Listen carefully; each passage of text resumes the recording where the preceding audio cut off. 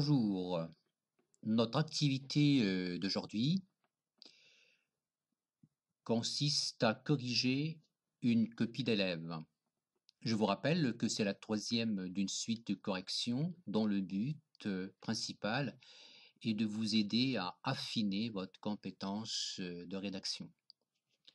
Ces corrections s'appuient sur la grille appliquée par les enseignants, par vos enseignants, afin d'évaluer votre production écrite de l'examen final. Mais le but final n'est pas seulement que vous soyez en écrivant attentif aux critères d'évaluation, autrement dit pour la note, mais surtout que vous développiez méthodiquement votre compétence de production en respectant quelques-unes des règles de la bonne écriture. Je dis bien quelques-unes car il y a bien sûr de la technique, mais aussi le style sur lequel malheureusement on ne va pas trop insister dans ces corrections. Mais avant de commencer la correction de la copie de l'élève, je vous suggère de lire le sujet, de le relire, afin bien sûr de nous faire ensemble notre propre idée. Ainsi on pourrait comparer nos attentes, nos hypothèses et la réponse donnée par l'élève. On dit que les parents doivent laisser plus de liberté à leurs enfants. Ainsi, ces enfants pourront faire tout ce qu'ils veulent. Donc liberté, enfants, tout ce qu'ils veulent. Et on dit. Et là, c'est les parents. Donc le rapport, le rôle éducatif des parents, il est là, bien présent. Partagez-vous ce point de vue. Développez votre réflexion, ça c'est la consigne, comme d'habitude, où on vous dit de développer votre argumentation, argument et exemple à l'appui. Bon, comment aborder ce sujet? Je vous rappelle donc la démarche à suivre que nous avons détaillée dans les diapositives précédentes. La première des choses obligatoires, incontournable, la relecture du sujet. Relisez attentivement le sujet. Puis soulignez les mots et les expressions clés.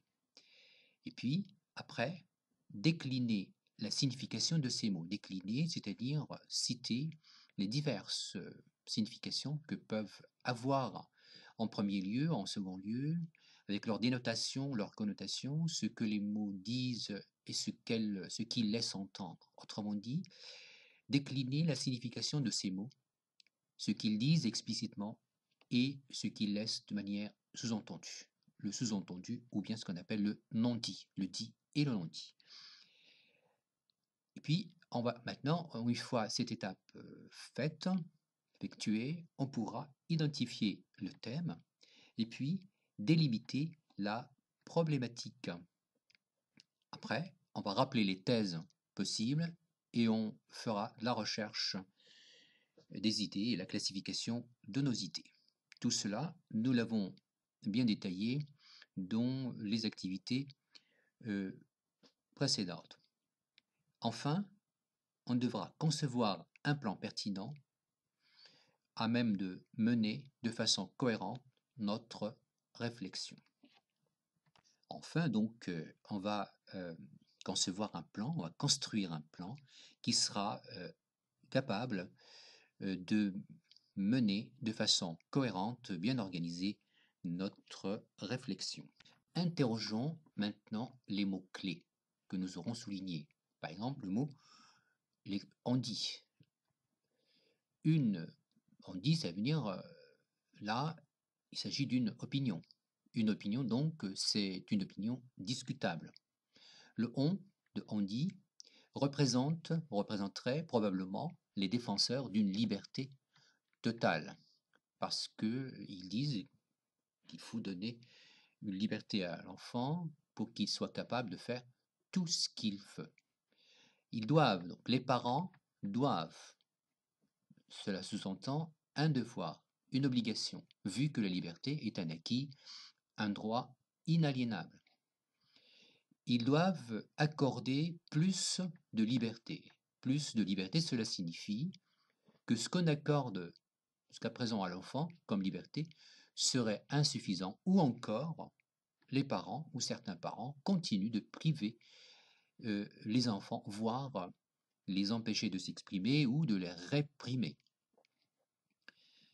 Faire tout ce qu'ils veulent.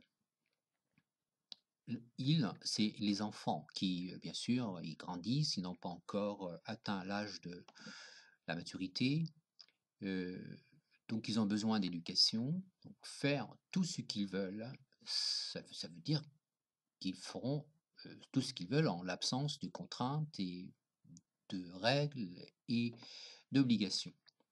D'où la question ou les questions qui s'imposent. D'abord sur les limites de cette liberté. Est-ce qu'ils peuvent faire, ces enfants-là, qui n'ont pas encore atteint l'âge de raison et l'âge de la maturité, est-ce qu'ils peuvent faire tout ce qu'ils veulent? Et puis ces parents-là, qui leur accorderaient une liberté totale, est-ce qu'ils peuvent se permettre de faire cela? Donc on s'interrogera sur le rôle éducatif des parents. Donc après ce travail préliminaire, on devra donc être capable de définir le thème. Donc il s'agit du droit des enfants à la liberté. On sera donc capable de délimiter la problématique. Donc les parents, les éducateurs qui ont la responsabilité de transmettre des valeurs, une bonne éducation. Est-ce que ces parents, ils peuvent se permettre d'accorder une liberté totale à leurs enfants, autrement dit, sans bien sûr faire attention aux risques. Et puis il y a un plan possible en 3 parties. D'abord, incontournable, j'imagine, les bienfaits de la liberté pour l'enfant. Donc un enfant a besoin de liberté pour apprendre, pour s'épanouir, pour apprendre à s'exprimer, etc. Or, une réalité qu'il ne faut pas négliger, c'est que les risques d'une liberté totale, ils sont réels. Or, les risques d'une liberté totale, donc, on montrera que là, il faudra prendre ce facteur en considération. Donc, l'attitude prudente que doivent adopter les parents, ils ne peuvent pas se permettre de laisser leurs enfants totalement libres. Et là, se pose la question du rôle éducatif des parents qui doivent apprendre aux enfants à être libres et à vivre leur liberté afin de jouir de tous ces bienfaits sans nuire aux libertés des autres. Alors, je vous rappelle maintenant les critères d'évaluation d'une production écrite que vous trouverez également bien détaillés dans les autres activités relatives à la correction des 2 sujets précédents. Il s'agit donc de 2 aspects essentiels dans toutes les productions. D'abord, c'est la langue. Une langue qui doit être correcte. La langue, cela veut dire le lexique, le vocabulaire précis, riche, correct, pertinent. Une syntaxe correcte. La syntaxe qui suppose également la ponctuation, qui implique ponctuation. Une syntaxe sans ponctuation ne peut être bien correcte. Et l'orthographe d'usage, les mots tels qu'on a l'habitude de les écrire, et grammatical, tous les accords des participes, des verbes, etc. Et la conjugaison, la concordance des temps et l'emploi pertinent des temps de l'indicatif et également des modes de l'indicatif et du subjonctif. Bien sûr, là, il ne s'agit que de la langue. Un autre élément essentiel, une autre composante essentielle de la rédaction qui sera évaluée, c'est le discours. Le discours, c'est-à-dire comment celui qui rédige tient compte ou prend en considération d'un destinataire éventuel afin d'arriver à lui transmettre clairement son message afin de lui faire changer d'avis et dans notre cas, puisqu'il s'agit d'un texte argumentatif, afin de le convaincre, lui faire changer d'avis, le convaincre de sa thèse. Donc la clarté, c'est le maître mot. Et pour qu'il y ait de la clarté, il faut que tout soit cohérent, que ce soit au niveau du plan, le choix d'un plan avec introduction, développement en partie et la conclusion, ou au niveau de la partie ou du paragraphe, là où il faut faire enchaîner les idées et les exemples de façon claire et bien organisée. Alors là, il ne faut pas oublier non plus les idées. Sauf que les idées qui doivent être pertinentes en rapport avec le sujet, les idées n'ont une réelle valeur et de réel impact que si elles sont véhiculées par une langue et une syntaxe correcte, et bien sûr, ils sont composés dans une structure bien cohérente, dans des paragraphes bien enchaînés. Alors là, pour finir, il faut dire un mot sur la conformité de la production écrite à la consigne. La consigne, c'est ce qu'on vous demande d'écrire comme genre d'écrit, comme type de texte, euh, bien sûr, et le thème aussi dont il s'agit, dont il est question. Il faudra que vous traitiez le thème et pas un autre thème qui n'a rien à voir avec celui proposé dans le sujet. Venons-en maintenant à la copie de l'élève. Avant une lecture détaillée des différentes parties, jetons un coup d'œil sur sa présentation pour voir ce qui est bien réussi et ce qui peut-être ne l'est pas suffisamment. Alors, on constate là qu'il y a un plan d'ensemble bien équilibré, très bien, avec son introduction, son développement et sa conclusion. Parfait. Donc, l'introduction et la conclusion, c'est parfaitement bien équilibré. Sauf que là, on pourrait constater qu'il y a absence d'alinéa. Ce début de paragraphe qui doit être remarqué. D'ailleurs, l'importance de cela, l'élève en est conscient. La preuve, c'est que très souvent, il met à la place de l'alinéa un tiret ou une étoile pour montrer un indice là, qui pour montrer qu'il commence son paragraphe ou c'est la partie. Non, ne faites pas ça. Ne faites pas d'autres indices qu'un alinéa, parce que ça, c'est la règle typographique voilà, recommandée donc, pour la bonne écriture. Un alinéa au lieu de tirer. Alors, note dans cette copie, on remarque l'absence de ces débuts de paragraphes, ces alinéas.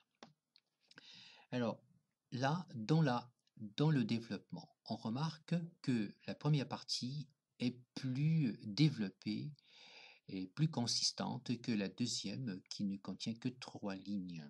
Sachant que là, généralement, dans un développement, et surtout quand vous commencez par certes, autrement dit une concession, la deuxième partie euh, va être forcément une réfutation qui, bien sûr, appuie votre point de vue et le développe.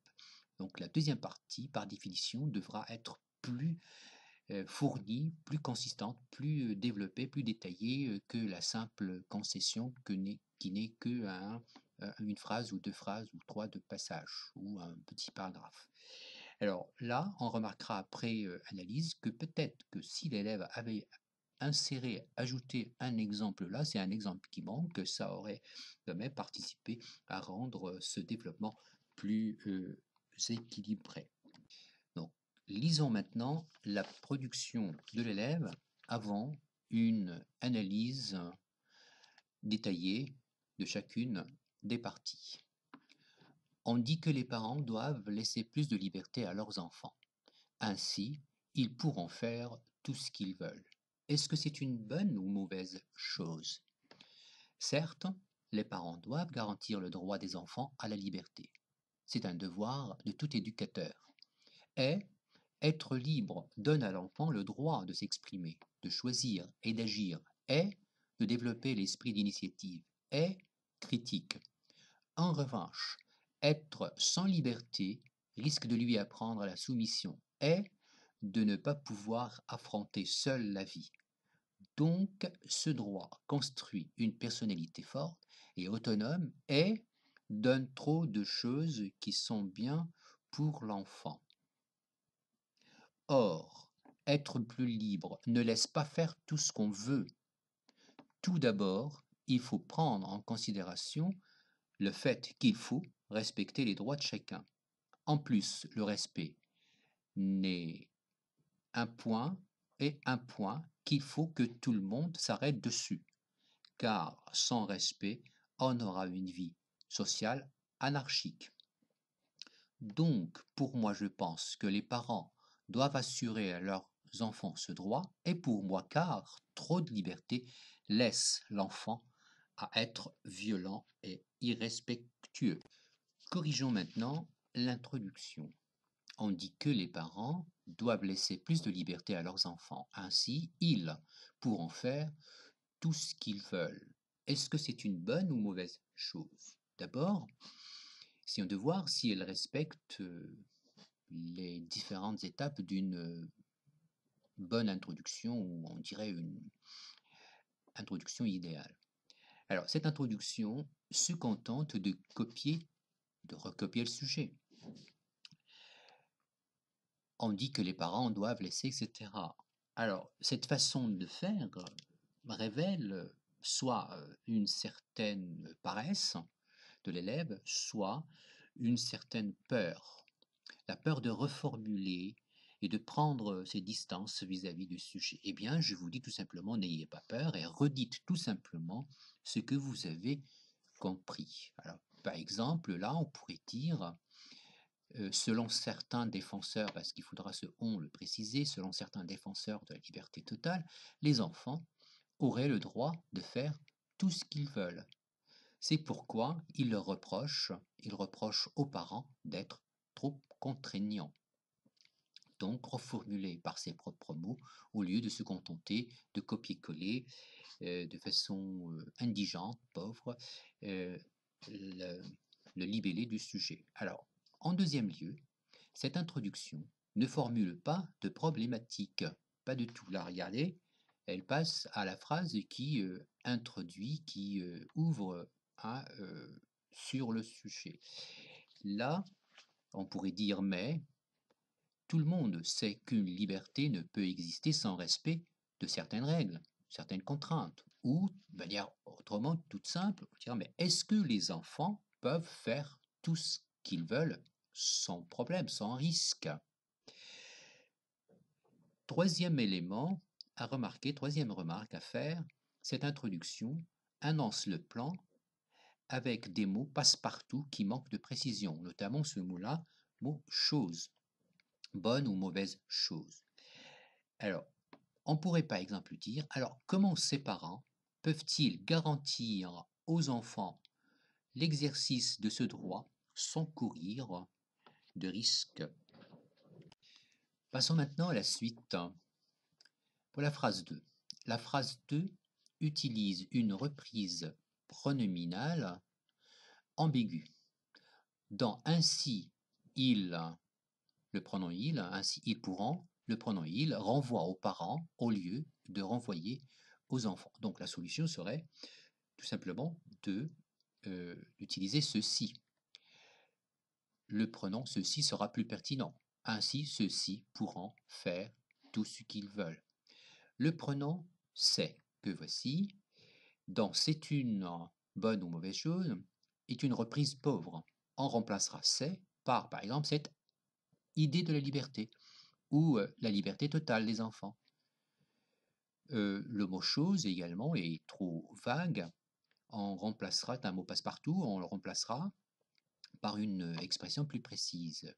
Par exemple, on dira accorder trop de liberté aux enfants est une bonne ou mauvaise attitude. Chose devient attitude. Ou bien la liberté totale des enfants, au lieu de c'est, est-elle sans risque? Sans risque, c'est bonne ou mauvaise chose. Donc voilà une reformulation ou deux reformulations possibles. L'une qui est plus proche de la formulation de l'élève et l'autre qui s'en écarte relativement. On dit que les parents doivent laisser plus de liberté à leurs enfants. Ainsi, ceux-ci pourront faire tout ce qu'ils veulent. Mais tout le monde sait qu'une liberté ne peut exister sans respect de certaines contraintes. Mais tout le monde sait que les enfants ne peuvent pas faire tout ce qu'ils veulent sans risque, autrement dit. Alors, et puis, accorder trop de liberté aux enfants est une bonne ou mauvaise attitude? Ou la liberté totale des enfants est-elle sans risque? Ou bien, selon certains défenseurs de la liberté totale, les enfants auraient le droit de faire tout ce qu'ils veulent. C'est pourquoi il reproche aux parents d'être trop contraignants. Mais tout le monde sait qu'une liberté ne peut exister sans respect des contraintes. Alors, comment ces parents peuvent-ils garantir aux enfants l'exercice de ce droit sans courir de risques? Passons maintenant à la première partie. Les phrases sont numérotées de 1 à 5. Commençons par la phrase 2, et notamment l'utilisation des marqueurs de relation. La phrase 2 emploie le coordonnant est au début. Le coordonnant d'addition est pour introduire une explication. Elle veut expliquer pourquoi les parents doivent garantir le droit des enfants à la liberté. Parce que être libre donne à l'enfant le droit de s'exprimer, etc. Donc au lieu de dire est, l'addition, utilisez l'explicatif, la conjonction de le coordonnant d'explication. En effet, alors, la phrase 3 et la phrase 2 coordonnent deux arguments forts d'égale importance. Être libre donne à l'enfant le droit de s'exprimer, choisir, etc. et de développer l'esprit d'initiative. Donc, au lieu de se contenter de ce ET, on utilisera de même. Donc, on remplace ET par de même ou un autre lien conforme à la logique qu'on veut mettre entre les deux arguments. Si c'est une simple addition, on utilise de même comme on vient de le faire, ou en plus, si c'est un rapport de cause à effet, ce qui est possible, on utilisera donc et ainsi pour exprimer le rapport logique suivant. Autrement dit, c'est parce que l'enfant peut agir là et choisir, etc., qu'il développe son esprit d'initiative et son esprit critique. Donc on va mettre donc. La phrase 4. Donc la point, donc il pourra développer son esprit critique et son esprit d'initiative. Ou ainsi il pourra développer, etc. La phrase 4 introduit une comparaison. En revanche, être sans liberté. Tout à l'heure, être libre, mais là, en revanche, être sans liberté. Là, c'est mais être sans liberté. Donc, la phrase 4 introduit une comparaison entre deux faits opposés, être libre et sans liberté. Être sans liberté. Donc, on devra remplacer en revanche par inversement pour mettre en évidence cette relation logique à la fois de comparaison et d'opposition, car en revanche tout seul ne peut pas exprimer cette relation d'opposition et de comparaison inversement serait plus adapté. Examinons maintenant la syntaxe de la phrase 4 en particulier. Cette phrase emploie la conjonction est. En revanche, être sans liberté risque de lui apprendre la soumission est de ne pas pouvoir affronter la vie. Donc, être sans liberté peut-être le rend incapable. Donc, on ne peut pas, par exemple là, commettre cette erreur de coordonner deux éléments de complément d'objet indirect qui ne se rapportent pas au même sujet. Être sans liberté. Bon, autrement dit, être sans liberté risque d'apprendre la soumission à l'enfant, mais c'est l'enfant qui ne peut pas affronter seul la vie. Donc la solution, il faudra ajouter le verbe rendre, être sans liberté, le rend. Être sans liberté risque de lui apprendre la soumission et le rend incapable d'affronter seul la vie. Être sans liberté le rend aussi incapable d'affronter seul la vie avec autonomie. Examinons maintenant la phrase 5.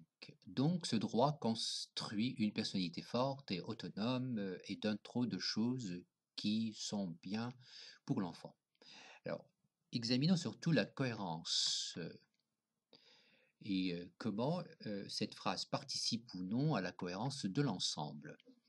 La phrase 5 est une conclusion partielle, parce qu'elle commence par donc, parce qu'elle vient à la fin du paragraphe ou de la partie. Donc, elle doit soit affirmer l'idée directrice, soit l'affirmer, déduire des arguments et des exemples précédents les éléments de cette affirmation ou de cette confirmation. Là, il faudra soit confirmer ou d'affirmer, hein. Il faut corriger là, soit confirmer l'idée directrice, soit l'infirmer, déduire les arguments et les exemples précédents, les éléments de cette affirmation, puis faire un bilan partiel sans répéter les idées avec les mêmes mots. Elle doit être brève. En partie, cette phrase-là, elle, oui, elle applique ses règles, sauf que elle est pas brève et surtout, elle contredit le raisonnement parce qu'il dit trop de choses et qu'elle emploie imprudemment ce trop. Alors, la solution, il faut redire brièvement la même idée en insistant sur les bienfaits de la liberté. Donc, la liberté est bénéfique pour la personnalité des enfants. Alors, voilà maintenant une reformulation de l'ensemble de la partie qui tient compte des annotations. Certes, les parents doivent garantir le droit de leurs enfants à la liberté, c'est d'ailleurs le devoir de tout éducateur. En effet, être libre permet à l'enfant de s'exprimer, de choisir et d'agir. De même, l'exercice de ce droit l'aide à développer son esprit d'initiative et son esprit critique. Inversement, ou par contre, être sans liberté risque de lui apprendre la soumission et le rendre incapable d'affronter seul les épreuves. Ainsi donc, il est certain que la liberté est bénéfique pour la personnalité des enfants, ou bien sûr a des effets positifs sur la personnalité de l'enfant, de point elle l'aide à être fort et autonome. Passons maintenant à la deuxième partie et notamment des remarques sur le lexique.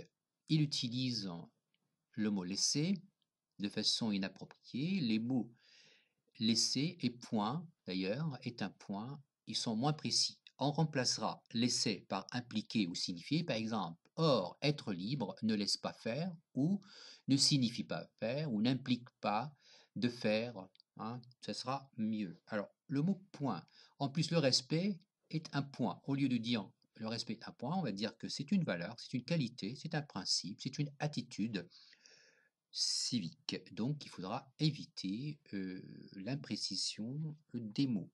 Alors, maintenant, la syntaxe de la phrase 2 et de la phrase 3. La phrase 2 est longue et mal construite à cause de il faut. Tout d'abord, il faut, et puis là, il faut, c'est une répétition inutile.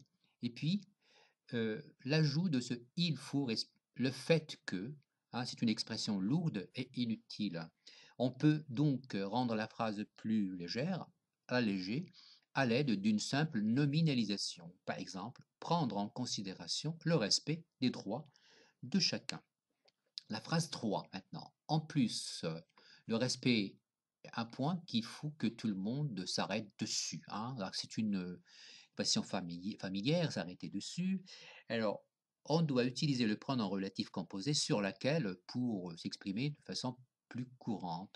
Donc, une qualité sur laquelle il convient de s'arrêter.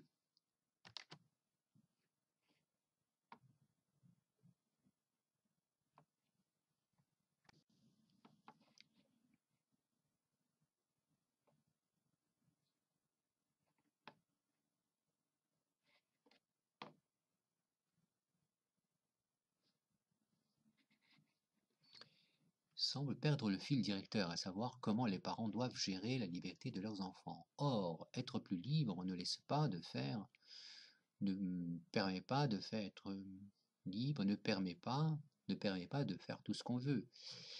Être libre ne permet pas de faire. Tout d'abord, il faut prendre en considération le respect des droits des autres. Plus le respect est un principe car sans respect, on aura une vie sociale anarchique. Fil directeur, à savoir comment les parents doivent gérer la liberté de leurs enfants. Solution de la phrase 2. Doit rappeler l'idée que la phrase 1 implique à propos du fond.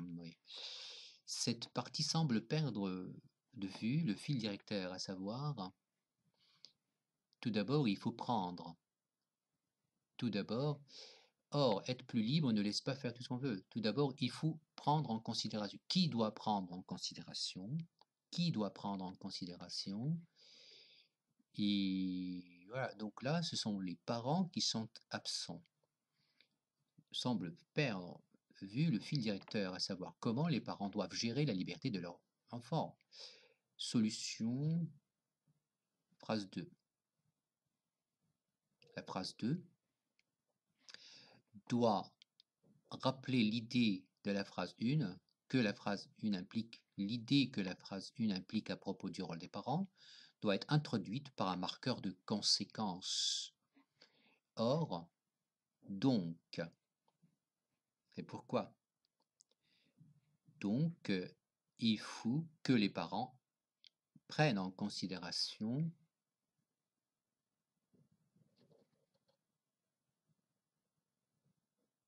apprennent à leurs enfants,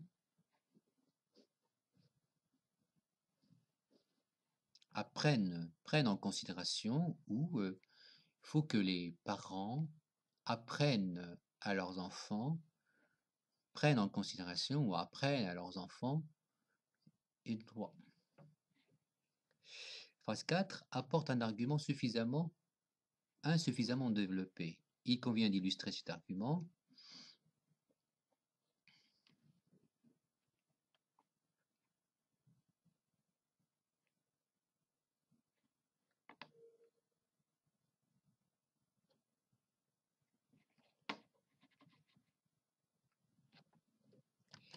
Alors, examinons maintenant la cohérence de la deuxième partie. La partie que nous avons remarqué être suffisamment pas bien développée à cause du manque peut-être là d'un exemple. Alors, cette partie semble perdre de vue le fil directeur, à savoir comment les parents doivent gérer la liberté de leurs enfants. On s'en aperçoit en passant de la phrase 1 à la phrase 2. Regardez, or, être plus libre ne permet pas de faire tout ce qu'on veut. Or, donc, cela implique, donc cette remarque-là implique tout d'abord qu'il faut prendre en considération. Qui doit prendre en considération? C'est les éducateurs. Donc tout d'abord, il faut que les parents prennent en considération, peut-être apprennent à leurs enfants le respect des droits de chacun. Alors, la solution, donc la phrase 2, doit rappeler l'idée que la phrase 1 implique à propos du rôle des parents. Donc, après or, donc le rôle des parents consiste à bien apprendre aux enfants le respect, etc., et les valeurs du respect. Elle doit être introduite, cette phrase 2, par un marqueur de conséquence, donc, ou c'est pourquoi. Donc on dira, donc c'est pourquoi, tout d'abord, il faut que les parents prennent en considération ou apprennent à leurs enfants le respect des droits de chacun. Alors, la phrase 4 maintenant, car sans respect, la phrase 4 apporte un argument insuffisamment développé. Il convient d'illustrer cet argument que voilà, sans respect, on aura une vie sociale anarchique, mais comment se manifestera et quel exemple illustrera cette idée. Il convient d'illustrer cet argument par un exemple concret qui précise pourquoi le principe du respect doit retenir l'attention, donc là le respect d'autrui, le respect doit retenir l'attention de chacun, donc pourquoi?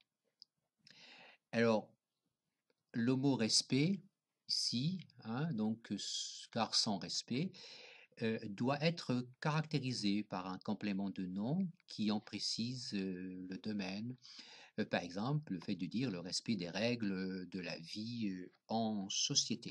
Voilà donc une reformulation plus cohérente. Or, être plus libre ne signifie pas pouvoir faire tout ce qu'on veut.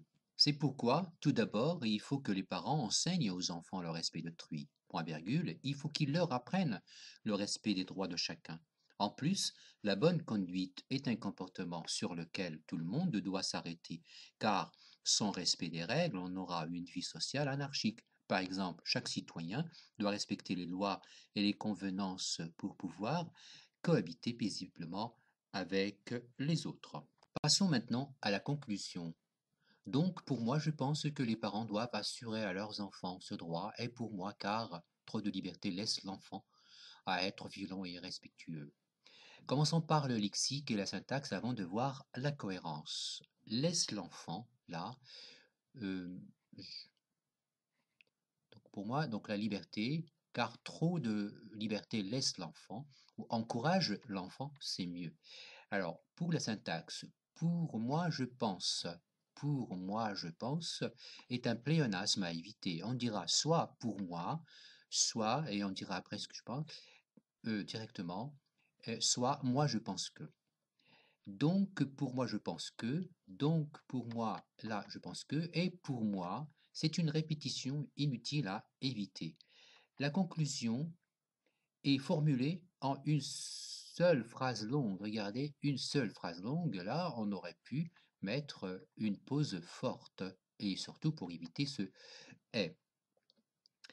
Alors, la solution, hein, c'est découper la conclusion en parties, puis relier ces parties par des connecteurs adéquats. Par exemple, là, une concession, une opposition. Il est vrai que les parents doivent assurer à leurs enfants ce droit, suffisamment de liberté, au lieu de dire ce droit, toujours ce droit, leur accorder suffisamment de liberté, ouais, mais trop de liberté laisse l'enfant ou encourage l'enfant à être violent et irrespectueux, et là, c'est pourquoi il faut la leur accorder avec modération.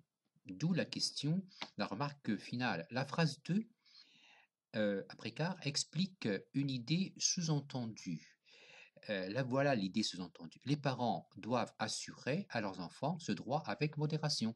Autrement dit, on dira certes, les parents doivent assurer à leurs enfants ce droit ou suffisamment de liberté, mais ils doivent la leur assurer avec modération. Mais ils doivent la leur assurer avec modération, car trop de liberté encourage l'enfant à être violent et irrespectueux. Passons maintenant à la cohérence de cette conclusion. Faisons d'abord les remarques suivantes. La conclusion n'est pas un espace où on exprime notre point de vue pour la première fois. J'ai vu très souvent des élèves s'acharner à laisser leur point de vue vers la fin. Ce n'est que dans les 2 dernières lignes qu'ils disent voilà, et enfin donc moi je pense. Donc la conclusion n'est pas un espace exclusivement réservé à ça. Il n'est pas obligatoire de dire pour moi ou moi je pense pour qu'on comprenne qu'il s'agit de votre point de vue.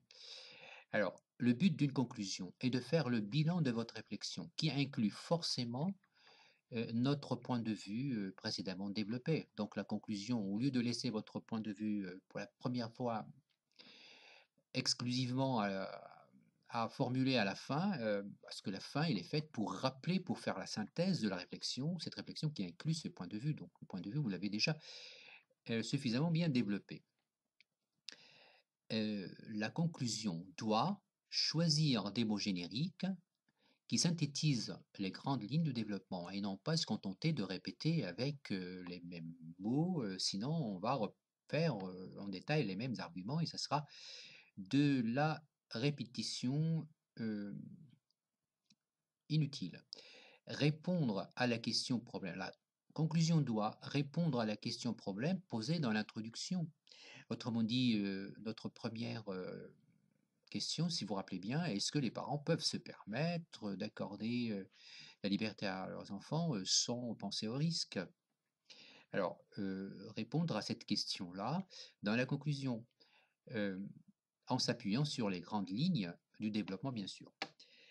Elle ne doit pas développer un argument nouveau. Ne laissez pas les arguments oubliés pour la conclusion, parce que beaucoup d'élèves, quand ils se rappellent d'un argument qu'ils auraient mis quelque part dans la première ou la deuxième partie, ils disent, ben voilà, maintenant c'est la conclusion, je vais leur rappeler que moi, cet argument-là ne m'a pas échappé. Donc là, c'est une grosse maladresse qu'il faudra éviter. D'où l'intérêt de travailler au brouillon au préalable.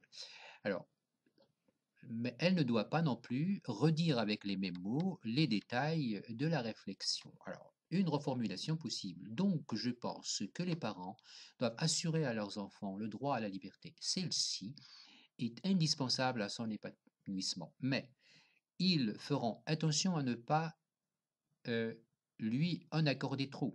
La raison est que trop de liberté le poussera à manquer de respect envers les règles nécessaires au bien vivre ensemble. Ça, c'est une reformulation, mais on peut également rester bien proche de la copie de l'élève et dire tout simplement, certes, les parents doivent assurer à leurs enfants suffisamment de liberté, point, mais ils ne doivent pas euh, la leur accorder de façon exagérée, ils doivent la leur accorder de façon modérée, car trop de liberté laisse ou encourage l'enfant à être violent et irrespectueux. Alors, lisons maintenant la rectification finale de tout le texte. Selon certains défenseurs de la liberté totale, les enfants auraient le droit de faire tout ce qu'ils veulent. C'est pourquoi ils reprochent aux parents d'être trop contraignants. Mais tout le monde sait qu'une liberté ne peut exister sans respect des contraintes. Alors, comment ces parents peuvent-ils garantir aux enfants l'exercice de ce droit sans courir de risques? Certes, les parents doivent garantir le droit de leurs enfants à la liberté, c'est d'ailleurs le devoir de tout éducateur. En effet, être libre permet à l'enfant de s'exprimer, de choisir et d'agir. De même, l'exercice de ce droit l'aide à développer son esprit d'initiative et son esprit critique. Inversement, être sans liberté risque de lui apprendre la soumission et le rendre incapable d'affronter seul les épreuves. Ainsi, il est certain que la liberté est bénéfique pour la personnalité des enfants ou a des effets positifs sur la personnalité de l'enfant. De point, elle l'aide à être fort et autonome. Donc, phrase qui synthétise. Or, être plus libre ne signifie pas pouvoir faire tout ce qu'on veut. C'est pourquoi, tout d'abord, il faut que les parents enseignent aux enfants le respect d'autrui. Il faut qu'ils leur apprennent le respect des droits de chacun. En plus, la bonne conduite est un comportement sur lequel tout le monde doit s'arrêter, car sans respect des règles, on aura une vie sociale anarchique. Une vie sociale anarchique. Par exemple, chaque citoyen doit respecter les lois et les convenances pour pouvoir cohabiter paisiblement avec les autres. Donc, c'est la conclusion. Je pense qu'il est nécessaire, ou bien en conclusion, on pourrait dire là, en conclusion, je pense qu'il est nécessaire que les parents assurent aux enfants le droit à la liberté. Celle-ci est indispensable à leur épanouissement, mais ils doivent aussi veiller à ne pas leur en accorder trop. La raison est que trop de liberté risque de les pousser à manquer de respect envers les règles nécessaires au bien vivre ensemble. Ou bien, une autre façon de dire, donc je pense que les parents sont devant une mission difficile, un défi à relever, ou bien un défi à relever. Deux points. D'un côté, assurer aux enfants leur droit à la liberté, virgule. D'un autre côté, les empêcher d'être irrespectueux. Point. En fait, le but est de jouir de la liberté, de sa liberté, sans nuire à celle des autres, ou bien sans mettre en danger celle des autres, ou bien sans porter préjudice à celle des autres. Ces 372 mots, c'est à peu près, si on exclut cette dernière possibilité, on aura dans les 340 mots. Au revoir, à la prochaine, Inch'Allah, et bonne fin d'année.